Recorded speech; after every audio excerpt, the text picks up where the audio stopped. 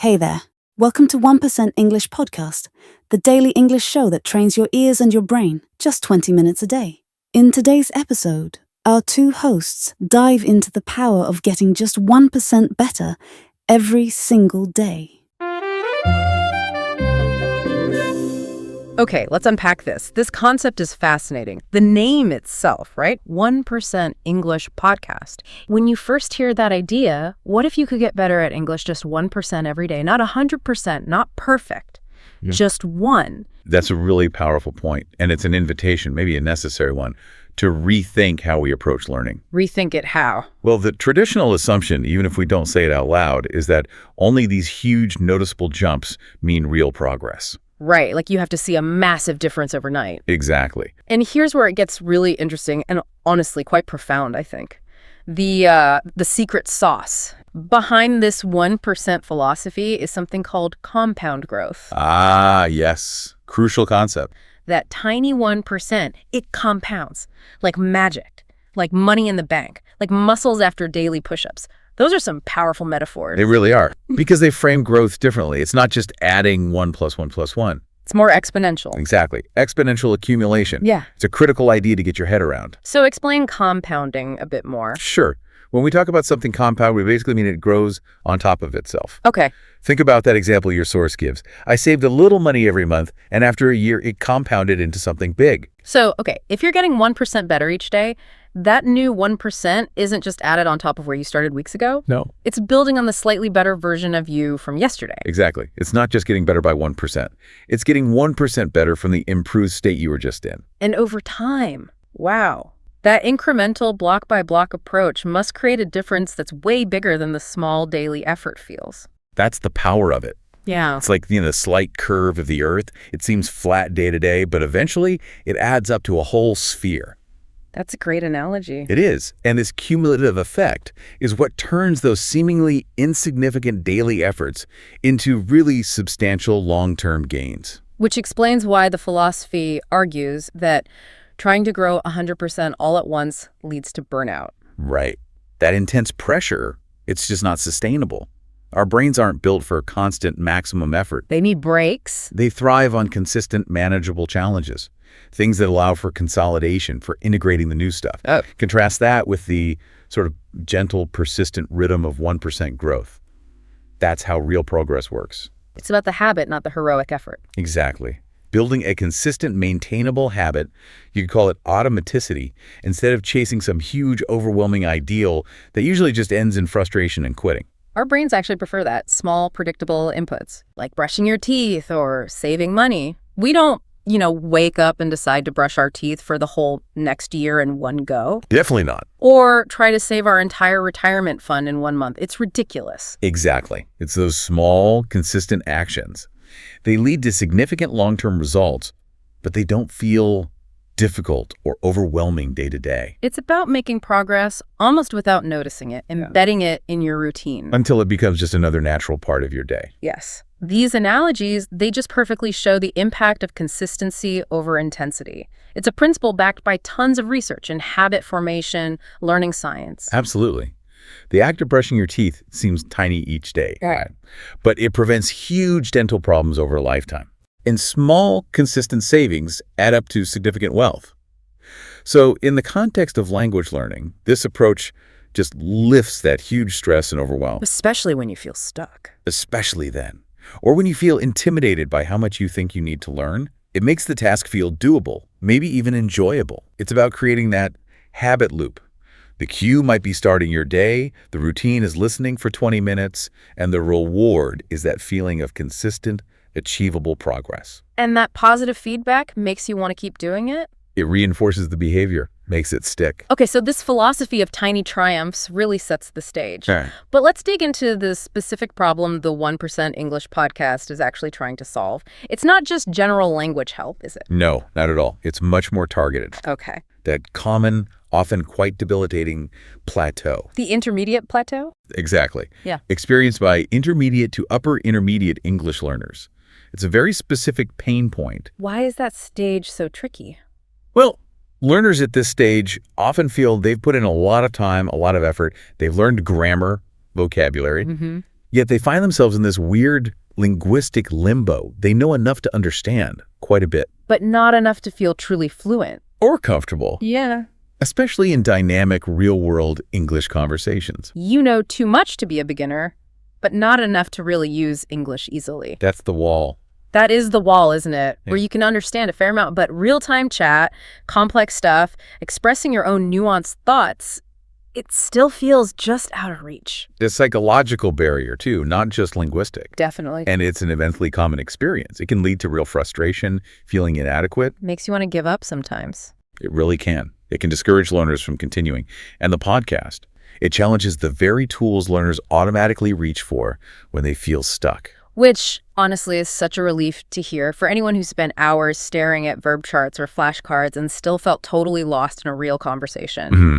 So if it's not more grammar books, what is the core solution the 1% English podcast puts forward? The solution presented is, well, strikingly clear and deceptively simple again. Okay. The critical need is to hear English, real English, consistently, every day. The idea is that consistent, repeated exposure to authentic, natural English is the key. That's the actual mechanism for breaking through the plateau. Your brain needs that consistent input to start recognizing the patterns, the intonation, the natural phrasing. It's less about conscious memorization. And more about just absorbing it. Implicit learning. That's the idea. Implicit learning, letting it sink in. And they use that really compelling analogy to frame it, the gym one. That really clicked for me. Yeah, it's very relatable. Learning English is like going to the gym. You don't lift 100 kilograms on day one. You build it. Repetition, recovery, small wins. It feels so right because we get that physical progress isn't one giant effort. It's a series of deliberate, consistent actions. It's a powerful metaphor, definitely. Because it reframes language learning. It takes it away from being this daunting academic thing. And makes it more like training. Into a series of manageable, iterative efforts. Building strength, building endurance over time. Okay, break down the gym parts. Repetition, recovery, small wins. How do they apply here? Okay, so repetition in the gym builds muscle memory, right? Makes the movement automatic. Yeah. For language, this means repeated exposure. Hearing the sounds, the rhythms, the stress patterns, the grammar structures over and over, that's how your brain internalizes the rules without you consciously trying to memorize them. Makes sense. What about recovery? Recovery means giving your brain time to process, to consolidate what it's absorbed. This is often missed in intense study plans. Like rest missiles so they can grow. Exactly the same principle. Your brain needs that downtime to integrate the new linguistic information. It can't be constantly bombarded. And small wins. Maybe understanding a phrase you didn't before or recognizing a pattern, they add up over time, build your confidence, your capability. And reinforce that habit loop you mentioned. Exactly. Keeps you going. So instead of trying to swallow the whole language at once, which feels impossible. And overwhelming, yeah. It's about those daily reps, listening reps, that gradually make you stronger, more agile, more comfortable with the language. And the podcast apparently takes this gym idea further by stressing how simple the action is. Just hit play and let your brain absorb. That phrase really captures the core idea of low-friction learning. Low friction. Yeah, making it easy. It highlights how effortlessly this can fit into daily life. It's not about setting aside huge blocks for intense study or needing hyper-focus. Just press play. Just press play. It's about consistent, low-barrier exposure, letting the brain subconsciously pick up the patterns, the vocabulary, the nuances. Like how exercise builds endurance without one single exhausting marathon. Very similar. The beauty is your brain is always trying to make sense of things. If you consistently feed it clear, comprehensible English input. You're giving it the raw material it needs. Yeah, exactly. You're giving it what it needs to build those connections, solidify understanding, often without you even realizing how much you're absorbing. Okay, now let's shift to the listening experience itself. Because, you know, if you've ever tried listening to a podcast with just one voice droning on for 20 minutes, well, you know how that can feel. A single voice, especially for language learners still tuning their ears, can lead to listener fatigue pretty quickly. The human ear, the brain, they crave variation. They naturally tune into changes in pitch, rhythm, timbre, especially when trying to make sense of a language that isn't your first. So the 1% English podcast makes a very deliberate choice to fight this, a design choice you flag in your sources. Yes. They use two distinct voices. This isn't just a gimmick, is it? It's fundamental to their strategy, creating a genuinely dynamic audio experience. It is absolutely fundamental, and dynamic is the perfect word here. What does dynamic mean in this context? It means it's active, energetic, always changing, moving, like a dynamic teacher using games, movement, surprises. Here, it's the interplay between the two voices.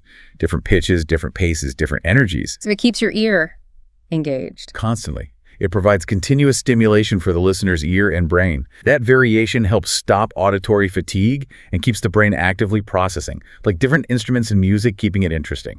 This way, you hear contrast. You train your ear to follow different accents, paces, tones. That feels crucial for real-life skills. Absolutely critical. Think about real conversations. You're almost never talking to just one person who speaks perfectly consistently. People have accents. They speed up, slow down. Their tone changes constantly. Emotion, sarcasm, seriousness. Yeah. People have regional accents.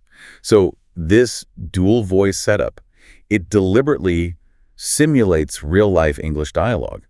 By hearing these variations every day, you're building a more robust, flexible listening ability. You learn to handle the messiness of real talk. You're training your ear to tell speakers apart, pick up on subtle cues like mood or intention, follow the flow even when people overlap or interrupt slightly. It prepares you for actual human interaction. That's where real understanding happens, not just translating words. Exactly. True comprehension. It sounds like it creates a much more natural learning space, making it feel like a conversation, not a lecture. And that, to me, feels vital for keeping people engaged long term. Learning needs to be enjoyable, ideally, not just a task to tick off. And that shift from lecture to conversation is fundamental to why this works, especially for intermediate learners. How so? Well, lectures usually demand your full conscious attention. That can lead to cognitive overload, fatigue, pretty quickly. Right. But when your brain perceives the input as a natural conversation, it engages differently.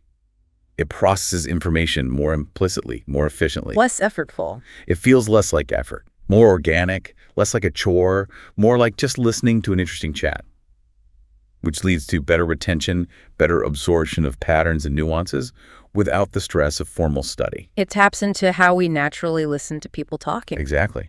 Our natural inclination to understand social interaction. Okay, this all sounds really solid, well thought out. Now let's get practical. Let's look at the daily blueprint. How does this 1% approach actually function day to day? Consistency is obviously huge here. Your sources say the podcast commits to a new episode every day. Yes, that daily release is absolutely central. It fosters that crucial 1% habit. It makes it a ritual. Almost, yeah. Creates predictability. Yeah. The daily rhythm reinforces the idea. Small, regular inputs lead to big outputs. From a habit perspective, that makes sense. Oh, absolutely. Behavioral science tells us creating a predictable routine, a trigger for the habit, is incredibly powerful. When something happens every day, around the same time maybe, It just slots into your day. it integrates into your existing flow. Less friction, less deciding, should I do it today? It becomes second nature. Like brushing your teeth. Exactly.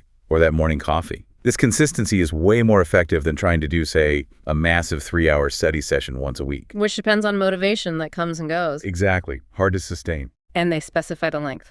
20 minutes a day. Not an hour, not 2 hours, just 20 minutes. Right. A very manageable, bite-sized chunk. How does that specific duration help avoid overwhelm and fit into busy lives? Because most people listening probably have busy lives. 20 minutes seems like a really carefully chosen length. It's grounded in cognitive psychology principles, I think. How so? It's long enough to actually give you meaningful exposure, a decent amount of natural English input, context. But short enough. Short enough that it doesn't feel like a massive burden or an overwhelming commitment. Fits into a commute or a coffee break. Easily, or while exercising, making dinner. It aligns well with what some people call ultradian rhythms, those natural cycles of alertness and fatigue our brains have. Ah, okay. A 20-minute burst of focused listening fits neatly into a typical productive cycle. You absorb effectively before fatigue kicks in. So it avoids that feeling of being overwhelmed that just kills motivation for language learners. Exactly. It lowers the barrier to entry, makes it easy for people with packed schedules to actually commit to daily practice. Turns a huge task into tiny, achievable micro goals. Okay, what about the content? Because 20 minutes every single day, it needs to be genuinely interesting to keep you coming back. Absolutely crucial point. Your materials mention a really wide range. Psychology, learning, weird facts, deep ideas, all in English. That diversity of topics is, I think, a brilliant strategic move. It shows a deep understanding of motivation and how learning works. Keeps it fresh. Keeps it fresh, unpredictable, and intrinsically interesting. It appeals to all sorts of curiosities, not just language rules. So you're learning English, but also learning about something cool. Exactly. When the content itself is enjoyable, listening stops feeling like a chore. It becomes a pleasure. So you keep doing it. You keep doing it because you're genuinely interested. You want to know about human behavior, or that weird fact, or that insight into learning. And you pick up more vocabulary naturally that way, too. A much broader vocabulary, in context, far more organic than just studying a themed word list. It leverages your natural curiosity to power the language learning. So it's not just about language input, it's making the whole experience appealing, enriching, tapping into your curiosity. And your sources keep coming back to that ease. Just hit play and let your brain absorb. It really hammers home that this is passive but still effective learning. That phrase just sums up the whole philosophy of reducing friction. Tell me more. The learner doesn't have to actively translate every single word or dissect every sentence or memorize lists consciously. Just let it wash over you. Sort of, yeah. The consistent, gentle exposure lets the brain absorb the patterns, the vocabulary, the sounds naturally, often subconsciously. Sounds less stressful than traditional methods. Much less stressful, especially if you've burned out before on methods that demand constant, explicit effort. The goal is for the English to kind of seep in, build familiarity, intuition. Fluency, eventually. Without that heavy, burdensome effort. It's about letting your brain do its pattern recognition magic with consistent input.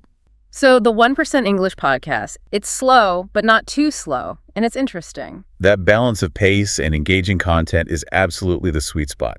It's crucial for keeping motivation up and making the learning effective. Avoids being too hard or too boring. Exactly. Avoids being too challenging, which leads to discouragement, or too simple, which leads to boredom and no real progress. The content and pacing are calibrated to meet you where you are. Makes absorption easier, less taxing. The big takeaways from the 1% English podcast's design, its philosophy. Your research really pulled out 3 foundational principles, didn't it? And they seem universally applicable. I think so, yeah. The first one, the bedrock really, is you don't need perfection. You need progress 1% at a time. That's such a mindset shift. It is. It lifts enormous pressure, makes learning sustainable. It hammers home that continuous small improvements are just way more effective and achievable than chasing some paralyzing ideal of perfection. It's about building momentum, not waiting for some bolt of inspiration. Okay, principle 1, 1% progress over perfection. What's the second? The second core insight.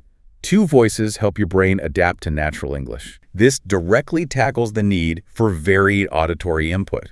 It actively trains your ear for the dynamic nature of real conversation. It's not just about understanding words. No, it's about getting an intuitive grasp of rhythm, tone, the back and forth of different voices that's critical for actually participating in real dialogue. Okay. And the third principle? The third powerful principle is the secret to fluency isn't talent, it's habit. Habit over talent. That reinforces the incredible power of consistency.